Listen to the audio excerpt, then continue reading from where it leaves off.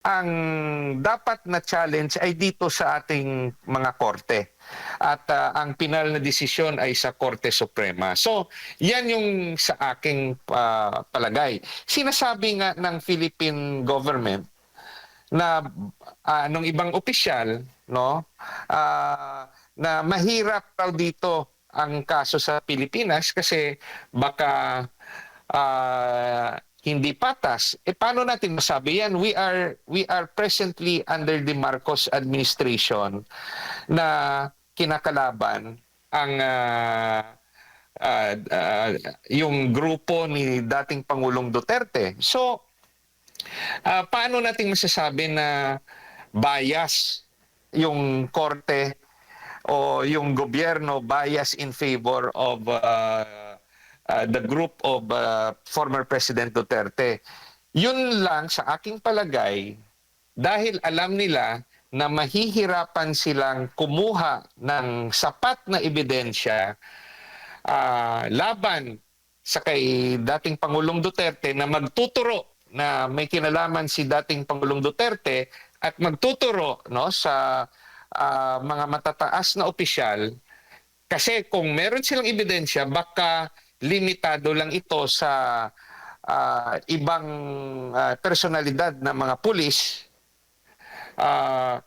Kaya mas mamarapati nila na sa ibang bansa na lang yung pagdinig ng kaso kasi alam nila na ikukulong yung mga nasasakdal habang nililitis ang kaso. At alam natin sa kasong ito, hindi lang ito matatapos sa 1 taon, 2 taon, 5 taon. Baka ang kasong ito, baka aabutin ng 10 taon o mas mahigit. Dahil, imagine mo, ilan ba yung gusto nilang witnesses? Parang nabasa ko yata, kung if I'm correct, 300 to 500 witnesses for the prosecution. Ilan naman yung witnesses for the defense? Sa 1 taon, ilan ba yung pagdinig? So, they will try to pursue this case na nakakulong yung mga akusado habang yung mga nag-aakusa na sa labas, nag-enjoy sa normal na buhay, yung mga akusado haharapin ang kaso sa ibang bansa, nakakulong, at aabot na ito sa next administration na gusto nila sila pa rin ang magkokontrol. Attorney, So yan yung sa aking palagay, dahil if they feel strong na malakas ang kanilang ebidensya, dapat final na nila dito sa Pilipinas itself. Ba't pa nilang itatapon doon sa ibang bansa? Ibig sabihin, hindi sila confident sa kanilang mga ebidensya. Yung sinabi dati ni Pangulong Marcos na walang jurisdiction yung ICC over the accusations against former President Duterte, very clear yon, publicly sinabi niya yon. Tignan nyo, kailan niya yon sinabi? Nung magkabati pa sila ni VP Sara.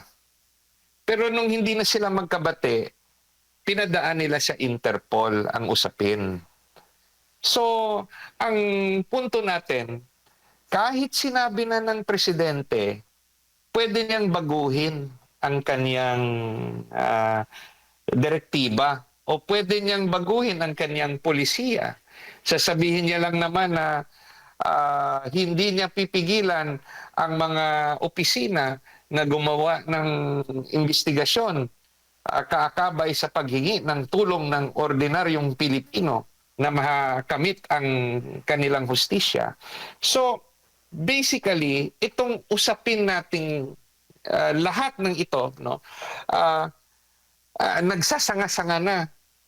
Basically, dapat matapos na ito. At yung makakapagsabi lang kung sino ang tama sa atin lahat ay ang Korte Suprema. Kaya nga, ulitin ko, dapat ang ating Korte Suprema desisyonan na ng pinal ang usapin ng jurisdiksyon ng ICC. Kasi pag karoon na ng desisyon ang Korte Suprema, lahat ng ating interpretasyon, wala na. Komento na lang yan. Pero habang hindi natin ito maririnig sa ating kataas-taasang hukuman, mag-aaway-away ang mga Pilipino sa isyong ito. Si Senator Bato, hindi siya nagtatago, absent lang siya. No? Hindi natin alam yung nasa isipan ni Senator Bato. Pero kung tayo nasa lugar niya, ano ba yung gagawin natin under the same circumstance? Nung panahon ni Ping Lacson, nung siya inakusahan na sa tingin niya hindi tama ang akusasyon, ano ba ginawa ni Senator Lacson? Pero tayo naman, kung granting, tayo naman yung nag-aakusa laban sa ibang tao na sa tingin natin may kasalanan sa ating pamilya, ano naman yung mararamdaman natin? Sasabihin rin natin, hindi ginagawa ng gobyerno ang trabaho nito. Yun nga lang, para mabalanse lahat, kasi kanya-kanya tayong interes. Dahil nga, hindi pa nadidesisyonan ang particular na issue ng legality under Philippine law ng ICC order implementation. Sana magdesisyon na ang ating Korte Suprema. Kasi kahit ano pa yan, former justice pa yung magbigay ng opinion, kahit isa sa mga sitting justice ang magbigay ng opinion, kung hindi ang Korte Suprema mismo bilang isang institusyon ang magbigay ng desisyon, ay hindi natin alam ano talaga ang tama. At dahil diyan, patuloy na ginagawa ng Malacanang ang sa tingin niya tama na ginagawa niya. At patuloy rin ng gagawin ng mga akusado ang sa tingin ng mga senador at yung mga ibang opisyal na dapat gawin nila para maproteksyonan yung kanilang karapatang pantao. So that's the problem right now, because there is no ending to the debates dahil nga wala pang desisyon. Sabi ni President Bongbong Marcos dati, the ICC no longer has jurisdiction over the accusations against former President Duterte. Pero nung hindi na sila magkasundo, nabigla na lang tayong lahat. Inaresto siya. Pauwi siya galing Hong Kong. Kung nasa isip yun ni former President Duterte, dapat hindi na siya nagpa-Hong Kong. Ba't pa siya pumunta doon? Dahil sa tingin niya, hindi mangyayari yung nangyari sa kanya. Nalaman niya na lang nung pauwi na siya na meron palang ganyang issue at matapang niya na hinarap yun.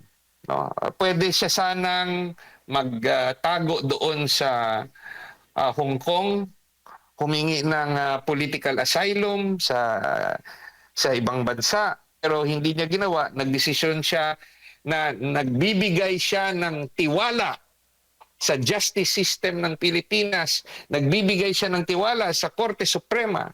Kaya nga naghain sila ng petisyon, no? Through Attorney Torion, no?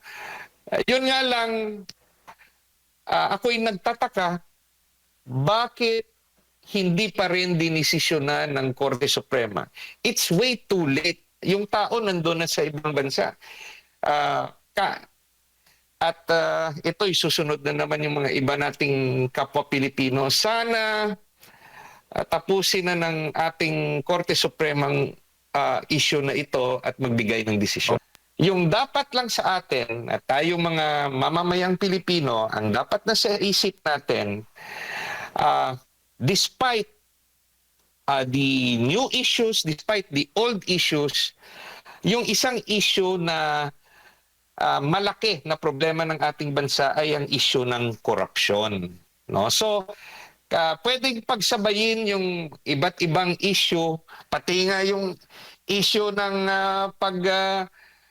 bati lang ni Sharon Cuneta kay PBBM na nagkamali raw si PBBM na pagkuha ng Vice Presidente ginawang malaking issue ng media. Tayo rin may kasalanan noon kasi chismoso tayo. Kesa sa dapat yung media tutukan yung mga flood control projects na sa tingin natin hindi napag-usapan ng ICI at ng Ombudsman. Dapat may investigative journalism na ginagawa sa mga probinsya. Yung media outlets kukuha ng mga witnesses para testigo, no? Kung ano ba yung nangyari sa mga flood control projects sa mga probinsya, kasi hindi lang sa Bulacan yung problema.